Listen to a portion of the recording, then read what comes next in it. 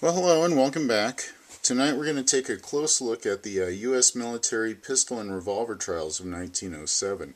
Now, the two pistols I have in front of me happen to be a commercial 1905 model right here, and we also have a 1907 military model that was made for a special contract for the U.S. military. So, what happened was, in early 1906, Brigadier General William Crozier sent letters of invitation to inventors and manufacturers to submit their .45 caliber pistols or revolvers. Now, the test was, of course, to determine which .45 arm was best suited for the cavalry and the light artillery of the U.S. Army. And the Ordnance Department was to manufacture the cartridges for the automatics and the revolvers, and of course the specification was determined from what the Thompson-Lagarde test that had taken place a few years earlier. Now, the bullet was to weigh 230 grains, and it was done with a smokeless powder for 800 feet per second velocity. And as I said, the Ordnance Department was to manufacture the cartridges for the revolvers, and then the test was originally scheduled to start September 12th of 1906. Now, it was postponed several times, and one time was because the military was on maneuvers. Another time we had George Luger wasn't ready, and he was given special exception because he had his pistol had been accepted for the German Army and Navy. And now the bullet was to be 230 grains with a smokeless powder and 800 feet per second. And what happened was we had several of the competitors bought at least 500 rounds or more in the months prior that they used to design their arms. And most of them registered complaints about the ammunition. And that we'll get into a little bit more here in a minute. Now, Colt submitted 2 automatics and 2 revolvers, and the 2 autos were virtually identical model 1905s like this one here.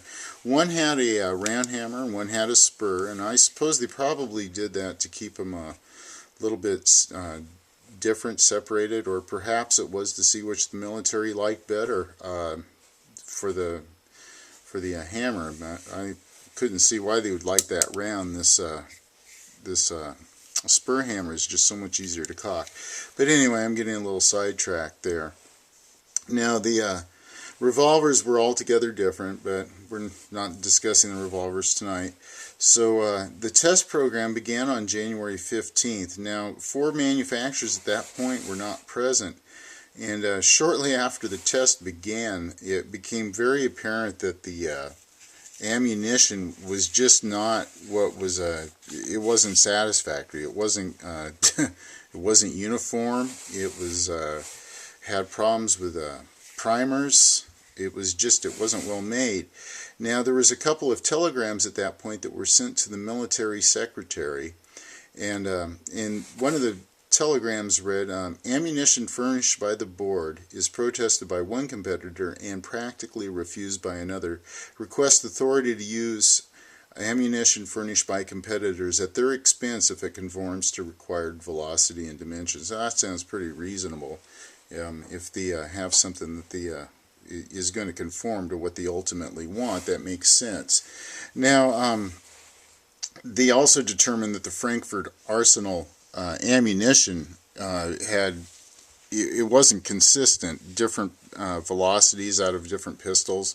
There were some mistakes made when they originally tried to determine what the cartridges would be like. They used a Colt revolver, and the chamber on that was different than some of the competitors, so it created different effects on the velocity and so forth. Now, Luger criticized the size of the cartridge encased and stated that the bullseye powder was not adequate for proper performance.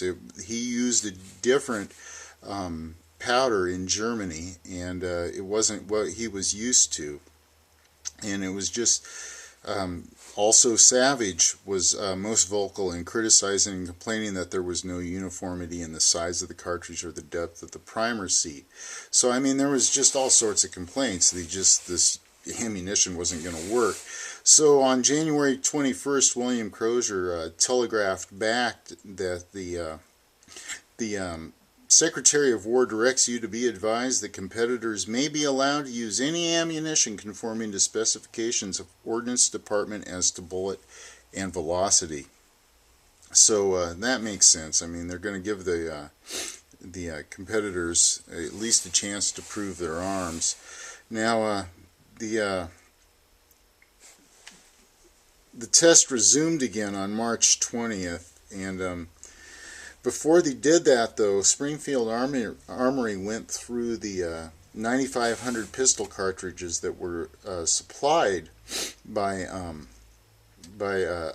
Frankfurt Arsenal, and out of that 9,500, they only found about approximately 3,700 of the cartridges that were actually suitable, that would conform to their own standards.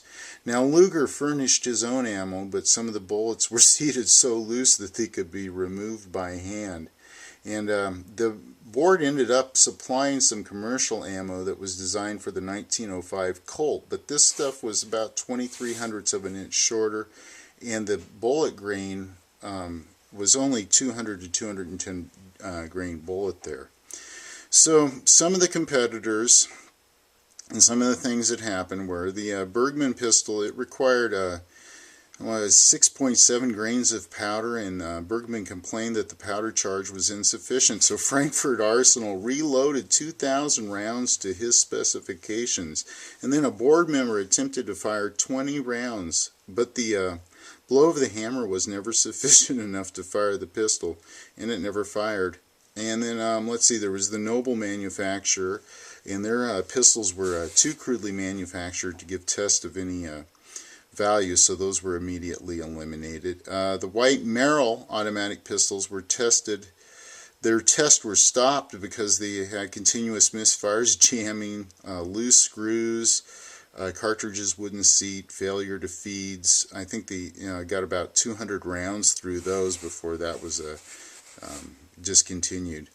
And then the two Colts were fired 959 rounds, and they found two design flaws in them.